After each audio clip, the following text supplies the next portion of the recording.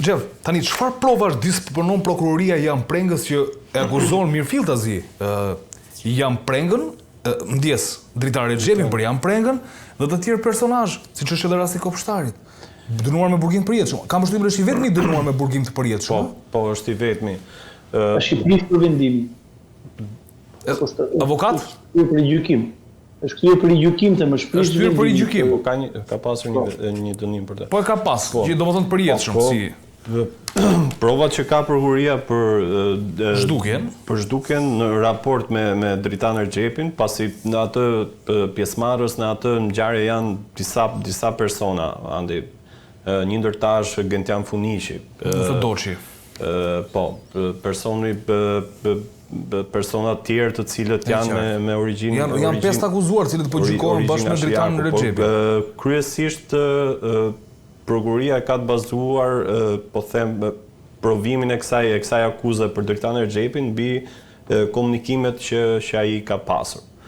Kështu që ato komunikime konfirmojnë që ai ka pasur informacion për gjithë planin që është turur për të rëmbyer Jan Prengën, me qëllim që sasia e kokainës e cila ishte vjedhur në një port në Angli nga vëllezërit e Jan Prengës të rikthej, po them, Gentian dritaner Xhepit dhe personave të tjerë të cilët e kishin trafikuar drejt Mbretërisë së Bashkuar. Kjo gjë nuk ka ndodhur, ose më saktë lekët parat një sasi e drogës është kthyer dhe një sasi është kthyer më pas në para. Kthimi i Jan Prengës që ndoshta mirë në shtëpinë e tij nuk ka ndodhur dhe nga komunikimet duket që ka pasur dieni mbi fatin e Jan Prengës edhe dritaner Xhepi. Kështu që është për prokurorinë është krijuar bindja për te çdo dyshimi të arsyeshëm që dritaner Xhepi ka qenë në dieni të rrëmbimit me qëllim që t'i kthejë kokaina e trafikuar nga Ekuadori. Okej, kjo është lidhje që kemi domethënë për prokurorinë që ngre akuzën për dritarin Xhepin. Tani në raport me zhdukjen e mirëfillt të Jan Prengës. Tani çfarë disponon? Disponon vetëm kamerat e sigurisë? Kamerat e sigurisë, të cilat një pjesë e tyre janë bërë publike, ndërsa për trupin, pavarësisht kërkimeve që janë bërë në zonën përreth në Shijak, jemi 4 vite pas ngjarjes, kam përshtypjen, 4 vite e pak. 4 vite e pak, si në 17 janar, domethënë që është 4 vite e gjysëm, trupi nuk është gjendur ende dhe sot. Dhe ndoshta është ajo ideja që pa trup dhe pa armë ndoshta mund mos ketë çështje, po kam përshtypjen që këtë pjesën nëse nuk gjendet trupi apo arma apo çdo lloj mjet tjetër të cilin mund ta ketë vrarë Jan Prengën, mund ta shpjegoj avokati nëse po them mund të aplikohet një dënim ndaj këtyre personave nëse s'ka viktime dhe s'ka armë. Por megjithatë prokuroria është e bindur, provat e prokurorisë janë aty, më pas do të jetë gjykata ajo e cila do të marrë një vendim, por kam përshtypjen me çka kam lexuar unë për këtë çështje, të cilat nuk janë pak në dijenin time, kam përshtypjen që këta persona shkojnë drejt dënimit kapital, që është burgimi i përjetshëm. Avokat, për të na ndihmuar te kjo që tha Xhevi, tani kur nuk gjendet trupi, çfarë ndodh? Çfarë akuza ngrihen dhe sa rrezikojnë këta personazh? Nëse prokuroria ka arritur të vërtetojë që kemi të bëjmë me një vrasje dhe patjetër që normalisht e kanë vërtetuar tani më për sa kohë që persona të tjerë në lidhje me këtë vepër janë dënuar dhe është provuar ekzistenca e faktit penal që është vrasja, pavarësisht gjetjes trupit apo mjetit në cilin është bërë vrasja, e rëndësishme është që prokuroria ka vërtetuar veprën penale dhe këta persona edhe do të rrjedhë si grupi strukturuar kriminal e gjitha me radhë do marrin dënimin kapital në lidhje me veprën penale që kanë kryer. Mendoj që në këto rrethana, siç është kjo çështje, prokuroria është në kushtet për të vërtetuar veprën penale për elemente të tjerë, për bashkëpunëtorë të tjerë, por që ekziston vepra penale dhe që kemi të bëjmë një vrasje, kjo është e faktuar tani më. Në raste të tjera që drejtësia shqiptare edhe pse nuk ka gjetur viktimën, edhe pse nuk ka gjetur arma krimi, përsëri ka dhënë dënime dhe ka dhënë dënime fajësie, megjithëse nuk është gjetur trupi i viktimës. Por kjo nuk e pengon faktin që organet drejtësisë gjykatën, për atë prokuroria, kërkojnë dënimin për këtë vepër penale. Patjetër që identifikimi dhe gjetja e trupit është një element shumë i rëndësishëm i veprës penale. do të thotë që bëhen hetime në lidhje me provueshmërinë e faktit penal, por ka dhe metoda të tjera alternative, siç ishte rasti i videos që vërtetohet katërcifrisht që zoti Prenga ka qenë i vdekur në momentin që ka ardhur në kompleksin Golden në Shijak, mos gaboj. Shijak, po. Edhe në këtë moment po bëhet gjithë provueshmëria e elementeve veprës penale dhe bashkimi i të gjitha provave për të kuptuar të saktë mekanizmin si ka ndodhur vepra penale dhe kush janë autorët e veprës penale. E qartë, faleminderit avokat. Xhev, kopshtari nuk është zbërthyer. Tani, përse mendon që nuk ka folur ky person? Ishte dënuar me burgim përjetshëm. Ndërkohë që sepse më bën mua abi, domethënë si gazetar, një kopshtar i cili dënohet i vetëm me burgim përjetshëm dhe ky nuk flet fare, po pranon atë se çfarë ka ndodhur. Tani nuk duhet të jesh në psiqikën e një personi që mos flasi për një çështje ku ai rrezikon dënim përjetshëm, megjithatë është një fakt që ai nuk ka folur dhe ka pranuar po them në një farë mënyre atë verdikt të prokurorisë për ta verdikt, domethënë atë kërkesë të prokurorisë, pasi prokuroria bën kërkesën, është gjykata ajo që merr një vendim, por kam përshtypjen që këtu jemi përballë asaj situate që persona të tillë janë njerëz shumë të afërt pavarësisht se ti e cilëson kopshtar, po kam përshtypjen që në këtë rast ai është shumë i rëndësishëm edhe për atë grup kriminal, pasi nuk është edhe një pozicion aq po them në raport me se si funksionojnë grupet shqiptare, kopshtari, roja, shoferi apo kamarieri janë persona të cilët janë shumë të afërt për grupet kriminale dhe në këtë rast kemi të bëjmë me person shumë të afërt të grupit kriminal dhe kam përshtypjen që do jetë shumë i vështirë për tu thyer, kështu që ai do të marrë burgimin e përjetshëm dhe për këtë çështje nuk ka për të folur. Por nuk është hera e parë që persona të ndryshëm vendosin të mos flasin edhe pse nuk e kanë kryer ata krimin. Kam përshtypjen që besnikëria ndaj po them grupit të cilit ti shërben është më e madhe se sa po them vetjeta jote, pasi ti do ta kalosh pjesën tjetër në qeli vetëm për faktin që mos të tradhtosh grupin të cilit ti i përket dhe kam përshtypjen që nuk ka për të thyer ky personazh edhe pse gjykata ka rikthyer këtë çështje për gjykim. Nuk është thjesht kopshtar personi, kështu që është njëri shumë i rëndësishëm i këtij grupi. E qartë. Avokat, një pyetje të shkurtër. Një person i tillë, nëse ta marrim rastin siç themi një kopshtar, a mundet që gjykata të vendosi dënim me burgim të përjetshëm me qëllim për ta trembur ti këtë flasin, ndoshta të bëhet i penduar dhe më pas ky vendim mund të ç'bëhet? Tani bashkëpunëtori i drejtësisë merret jo kur je i dënuar, sikur ke marrë dënimin. Merret në fazën hetimore. Pra do të marrësh në fazën e hetimeve. Pra, domethënë ligji nuk e parashikon asnjë moment që ti mbasi je dënuar me burgim të përjetshëm të shkosh të pendohesh dhe vendimi të ç'bëhet?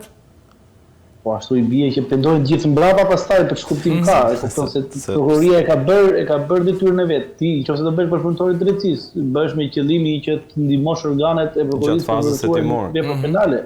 Në rast se prokuroria e ka vërtetuar vepra penale dhe të ka bërë pjesë ty dhe ka dënuar gjykata, çfarë nevojë ka prokuroria për të bërë ty dëshmitar të drejtësisë, bashkëpunëtor i drejtësisë? Nuk ka më sens. Tani bashkëpunëtori i drejtësisë ka të bëjë me faktin që ti përfiton nga statusi i bashkëpunëtorit, por ti i ke shërbyer prokurorisë, i ke shërbyer publikut, i ke shërbyer qytetarëve për zbërthimin e një vepre penale, për zbërthimin e elementeve të veprës penale, dhe deklarimet e tua janë aq shumë të rëndësishme sa janë themelore për provueshmërinë e veprës penale. Në rast se nuk do ishin deklarimet e tua, do ishte e vështirë për provueshmëria e veprës penale dhe lidhja e faktit me njëra tjetrën. Prandaj njerëzit bëhen bashkëpunëtorë drejtësisë edhe marrin statusin e veçantë. Në rast se ti tregon thjesht pendes, ti mund të përfitosh nga rrethanat lehtësuese, po jo të bësh bashkëpunëtor i drejtësisë, ka disa kushte për të qenë bashkëpunëtor i drejtësisë. Ka një komision do të vërtetoj deklarimet e tua, çdo gjë që thua do të jetë e vërtetë, jo vetëm nuk do të tregosh vetëm për ato që je akuzuar, por për çdo gjë që di dhe për çdo gjë që ke informacion. Se Dumani për shembull, siç e pat, nuk është bashkëpunëtori i drejtësisë vetëm për çështjen e vet. Bashkëpunëtori i drejtësisë për çdo gjë që ai di. Prandaj edhe italianët kanë ardhur dhe kanë marrë në pyetje. E kemi në këtë pjesë. Mirë, do të kalojmë pikërisht te kjo pjesa ku ju ndalet avokat, do diskutojmë për 3 dëshmitar të fundit, do të penduar pra të drejtësisë. Nureddin Dumani, i cili ka qenë i pari, foli më pas Erion Alibej, foli Artan Tafani, nga grupi i Erta Xhiut, sërish foli Erion Alibej. Shumë dëshmi. Një pjesë e tyre që mund të jenë cilësuar edhe me probleme si dëshmi, por ajo që po ndodh është një fakt konkret. Këta njerëzit kanë filluar të flasin me gjysmë të vërteta, me gjysmë gënjeshtra, një pjesë atyre që ata kanë thënë përballë gjykatës, përballë prokurorëve dhe tokave të zeza, përputhen ato se çfarë ka ndodhur, sigurisht punë të tjera ka spak për bërë për provuar të gjitha ato indici që merren në sallë për t'i lidhur me fakte konkrete në terren për ngjarje të kriminale. Tani Xhev më thuaj çfarë po ndodh me dëshmitë andej nga spaku.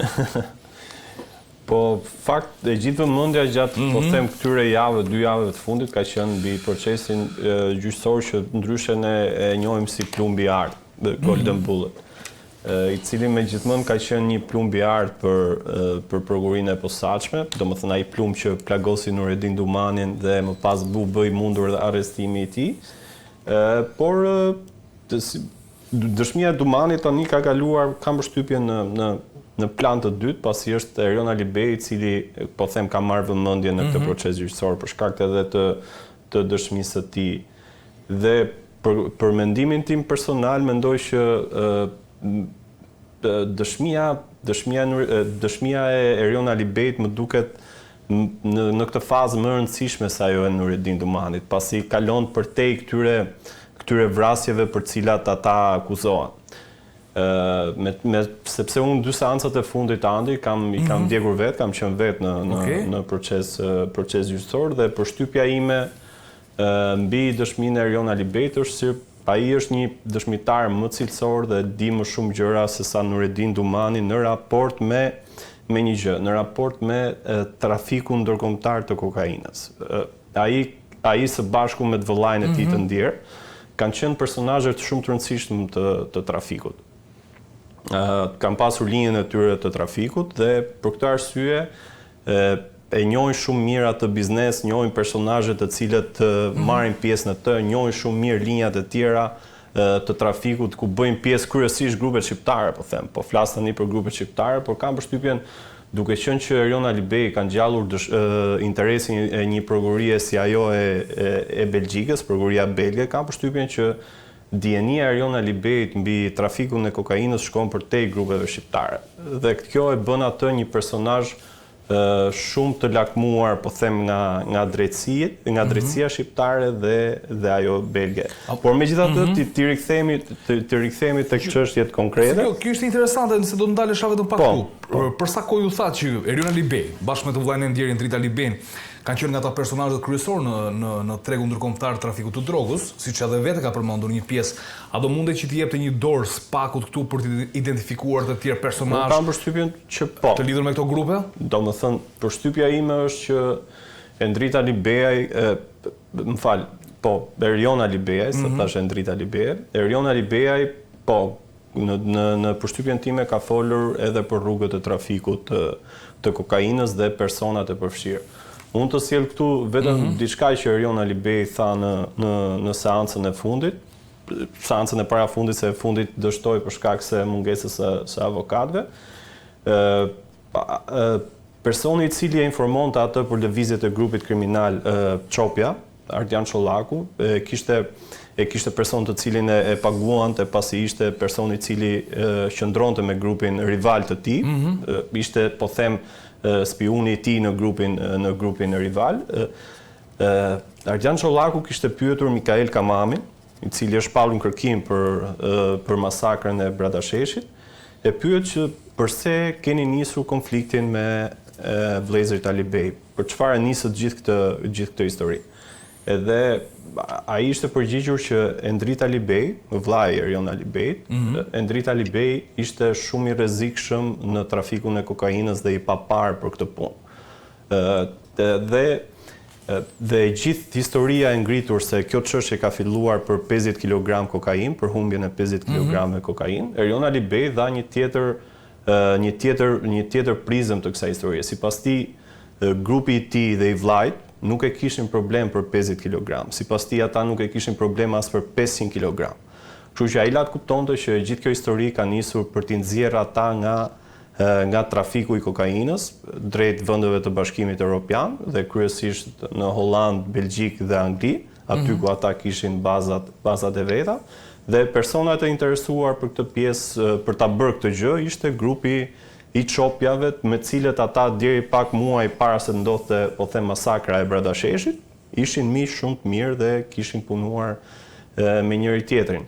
Pra Erion Alibej lat kuptohet që qëllimi përfundimtar, qëllimi i masakrës ka qenë për t'i nxjerrë ata nga trafiku i kokainës dhe nuk ka qenë, po them, motiv humbja 50 kg kokainë, pasi organizata si ajo e vëllezërve Alibej, por edhe ajo e çopjave pak më vonë nuk i kishin problem sasi të tilla, pasi nga komunikimet në Sky kemi parë që ngarkesat që ata porosisnin në Ekuador apo të grupet shqiptare që porosisnin kokainë në Ekuador apo në Kolumbi apo vende të tjera të Amerikës Latine ishin me tonelata, kështu që 50 kg në fjalë për gjatësinë e punës pra organizatës, pra nuk bëhet fjalë për një rast që marrin 500 apo 50 kg dhe në zhduken. Është pra për të nxjerrë dikë sepse duam ta mbajmë vetë punën. Sepse ishin tani ne kemi dëshminë e Erion Alibejt, unë nuk di ta them mbi bazën e asaj, flasim për të qenë korrekt. Mbi bazën e asaj që ai tha në gjykat, por edhe disa hetime të tjera që kanë ndjekur prokuroria e posaçme, lot kuptohet që organizata e dy vëllezërve Alibej ka qenë shumë e rëndësishme në trafikun e kokainës, pasi nuk bëhet fjalë vetëm për dy vëllezër, bëhet fjalë edhe për Arjan Spahion ose Arjanin e vogël i cili u vra disa vite më parë në Belgjik dhe që ka qenë njëri shumë i afërt i vëllezërve Alibej. Kështu që po flasim për personazhe të cilët kanë një jetë gjatësi në trafikun e kokainës. Po them, vëllezërit Alibej janë skeduar si, po them, problematik në trafikun e kokainës që në vitin 2005 apo 2006, po flasim për 20 vite jetë gjatësi në trafikun e kokainës dhe janë shumë. Pavarësisht se, po them, kanë qenë personazhe dhe grupe të cilat në Shqipëri nuk kanë pasur aq dukje, pasi deri në ndodhjen e masakrës së Bradasheshit kam përshtypjen që shumë pak e njihnin se kush ishin vëllezërit Alibej dhe vëllezërit Çopja në raport me trafikun e kokainës. Besoj që ka gjë biem dakord sepse ka dhe nga ato, jo, aty vetëm Suelçela dhe ka dhe nga ato Arjan Çapja njësh këto dy fise. Po ka dhe nga ato kolegë që thonë që ne njihnim që në vitin 2005, po kam përshtypjen që nuk janë nga ato organizata të cilët kanë dukje kaq të madhe në Shqipëri dhe unë mendoj që pikërisht dhe kjo ishte edhe dobësia e këtyre organizatave, sepse në Shqipëri ata nuk kanë terren dhe territor më saktë. Dhe në momentin që ti nuk ke territor andi, je shumë i dobët, pavarësisht se mund të kesh para. Ky është koncepti im që kam për organizatat kriminale. Në momentin që ti zotëron një territor të caktuar, atëherë ti ke një fuqi shumë të madhe dhe aq më tepër kur ke edhe para më vonë. Pasi në momentin që ti ke para, ka shumë para sa kishin këto organizata, bën edhe të pakontrollueshme, pasi mendoj unë kush ishte problematika e organizatës Çopja është që kishin kontraktuar vrasës me pagesë në Shqipëri dhe ata qëllonin her pas here badjavan mes qytetit në Elbasan në ngjarje të cilat po them mund të shmangeshin, po në momentin që po them organizata Çopja apo Alibej do të zotëronin territor në Shqipëri, atëherë do të flisnim për nivel tjetër organizimi. Pavarësisht se në trafikun e kokainës mund të jenë më suksesshëm, që kemi pasur ndonjëherë. E qartë. Faleminderit Xhev. Avokat, jo, është krejt okej, jemi krejt okej, por meqense kemi avokatin në Skype për të marrë dhe mendim tani avokat, më thuaj, je përballur me shumë procese, ke njohur shumë personazhe të akuzuar për shkak të profesionit tuaj si avokat, kur lexon këto dëshmi të kësaj natyre tani çfarë rritet të kuptosh? Sa do munden t'japin dorë këta personazh hetimeve dhe zbardhjeve reale të krimeve të cilat kanë ndodhur vitet e fundit?